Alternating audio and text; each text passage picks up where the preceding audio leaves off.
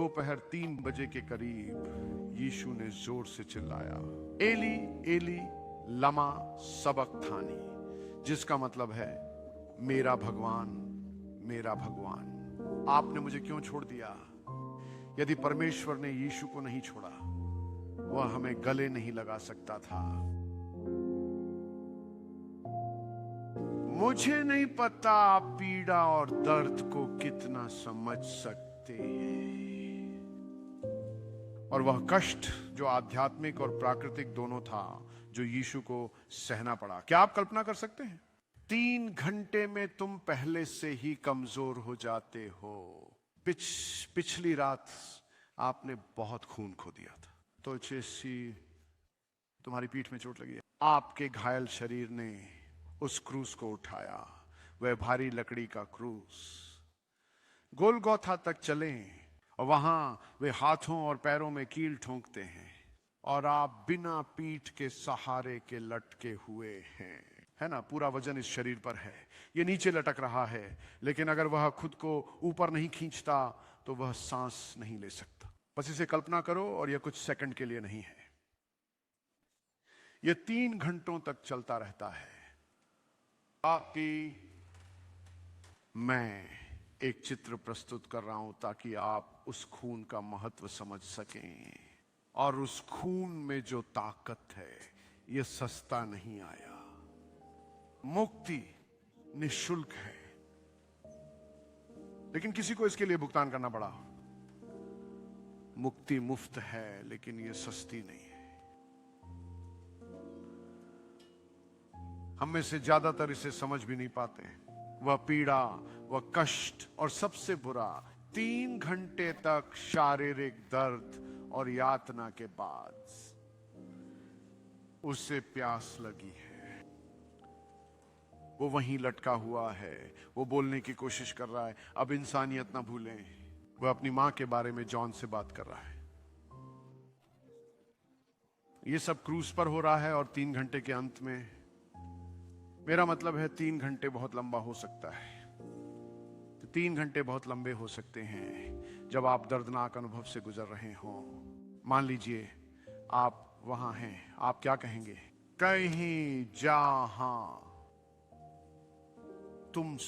तुम दर्द से गुजर रहे हो, और वे कहते हैं ये सिर्फ कुछ मिनटों के लिए है, कुछ मिनट घंटों जैसे लग सकते हैं। का क्या यह पांच है? हे भगवान, और यही सबसे बुरी बात है, यही सबसे बुरी बात है। दोपहर के लगभग 3 बजे यीशु ने ऊंची आवाज में पुकारा, एली एली लमा सबक्तानी,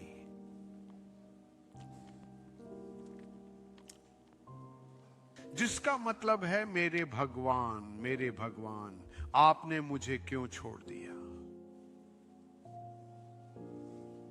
अगर भगवान ने यीशु को नहीं छोड़ा तो वह हमें नहीं अपना सकते थे।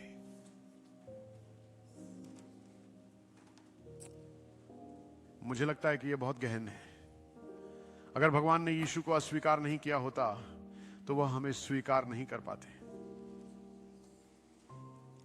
मैं चाहता हूं कि आप समझें और पवित्र आत्मा से प्रार्थना करें कि वो आपको पिता के प्यार को समझने में मदद करे जो हमारे लिए है।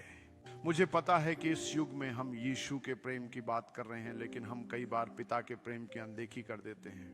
इस पूरी मिशन की शुरुआत परमेश्वर पिता के प्रेम से हुई। वह तुम्हें अपना बेटा बनाने के लिए अपने बेटे को त्यागने को तैयार था। उन्होंने अपने बेटे को छोड़ने का फैसला किया ताकि वे आपको और मुझे अपने बेटे और बेटी बना सकें। तूने मुझे क्यों छोड़ दिया?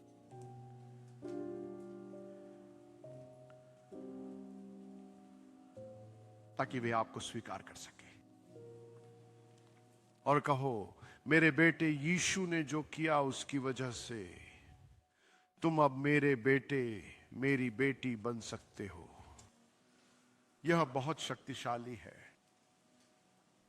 कृपया अपनी आंखें बंद करें, सिर झुकाएं। मैं प्रार्थना करता हूं कि पवित्र आत्मा आपको इस सुबह समझ प्रदान करे। पवित्र आत्मा, मैं प्रार्थना करता हूं कि आपने आज सुबह जो सुना वह न केवल आपके दिमाग बल्कि आपके दिल को भी बहुत समझ में आए और तुम समझ जाओगे कि तुम कौन हो। हम सर्वोच्च ईश्वर के बेटे और बेटियां हैं। ये सब यीशु ने हमारे लिए किया है। धन्यवाद प्रभु। आप जानते हैं, आप यहां बैठे होंगे और आपने कभी यीशु को अपने जीवन का मालिक नहीं बनाया। मैं आपसे किसी धर्म में शामिल होने के लिए नहीं कह रहा हूं, ना ही मैं आपसे इस चर्च में शामिल होने के लिए कह रहा हूं। मैं आपसे सिर्फ इतना ही कह रहा हूं, भगवान का बच्चा बनने के लिए ऊपर वाले ने यीशु का साथ छोड़ दिया ताकि वह आपका स्वागत कर सके। केवल आपको सिर्फ परिवार में बेटे या बेटी के रूप में स्वीकार करना चाहता है। शायद आपने यीशु को अपने दिल में आने के लिए कहा था, लेकिन कुछ हुआ और आप दूर चले गए। लेकिन आज का दिन वह है जब तुम खुद को भगवान को फिर से समर्पित कर सकते हो और कह सकते हो, प्रभु आज आपने जो समझ दी है उसके लिए मैं आपको धन्यवाद देता हूं। प्रभु, मेरे अंदर पाप का स्वभाव नहीं है। मैं उन सभी पापी कार्यों को अस्वीकार करता हूं जिनमें मैं शामिल रहा हूं। मैं उससे पश्चाताप करता हूं और आपसे सही तरीके से जीने के लिए ताकत देने की प्रार्थना करता हूं। या शायद आपने कभी अपना जीवन यीशु को नहीं सौंपा। यह आपका दिन है। अगर कोई ऐसा है तो मैं आपके साथ प्रार्थना करना चाहूंगा। कृपया अपना दाहिना हाथ उठाएं और कहें, पिता। या आप कह रहे हैं, पास्टर मैं अपनी जिंदगी यीशु को देना चाहता हूं, मैं परमेश्वर का बच्चा बनना चाहता हूं, या मैं अपने जीवन को प्रभु को पुनः समर्पित करना चाहता हूं। यदि आप हैं तो कृपया अपना हाथ उठाएं ताकि हम आपकी मदद कर सकें। क्या कोई वहां है? पवित्र आत्मा, धन्यवाद प्रभु।